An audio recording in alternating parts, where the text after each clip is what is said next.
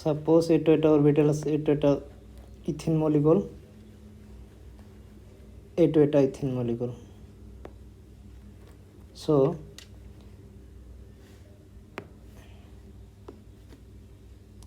এটা ফেস, এটা উপরের দুটো সেম ফেস, ঠিক আছে। যেতিয়া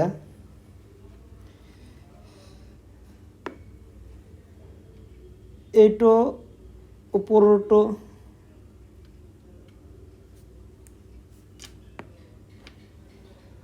ওপৰৰ লোবকেইটা ওপৰৰ লগত, দেন এইটোক সুপ্ৰাফেচিয়েল ইণ্টাৰেকশ্যন বুলি ক'ব।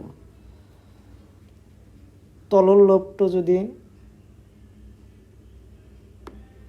তলৰ লোবটো তলৰ লগত হৈ আছে মানে এইটো সুপ্ৰাফেচিয়েল হৈ যাব। বাট কেছটো হ'ল যদি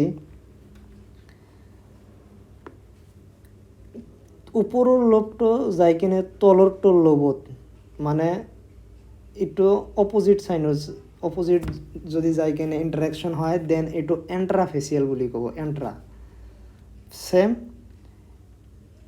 এইটো যাই কিনে যদি এইটো তলৰ পাৰ্টটো যাই কিনে যদি এইটো ওপৰৰ শ্বেডেড ইয়াৰ লগত যাই কিনে ইণ্টাৰেকশ্যন কৰে, দেন এইটো এণ্ট্ৰা বুলি ক'ব, এণ্ট্ৰাফেচিয়েল ইণ্টাৰেকশ্যন। এইটো হ'ল সুপ্ৰা আৰু এণ্ট্ৰা। চ' ইয়াত চা, এইটো এটা ছিষ্টেম হয়, এইটো ওপৰৰ লোব, এইকেইটা ওপৰৰ লোব, আৰু এইটো হ'ল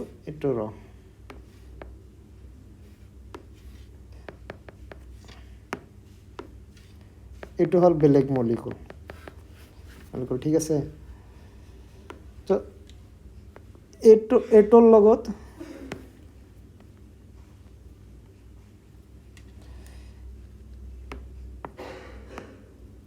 এইটো মলিকুলৰ তলৰ পাৰ্টৰ লগত এইটো লাগি আছে। চ' ইয়াৰ পৰা যেতিয়া ৰিয়েকশ্যন হৈছে, এইটো এইফালে ইয়াত আহিছে, এইটো ইয়াত আহি কেনে ইয়াত তলতে লাগিছে, মানে আগতেও তলতে আছিল, পিছতো তলতে লাগি আছে। চ' ইয়াক ক'ব সুপ্ৰাফেচিয়েল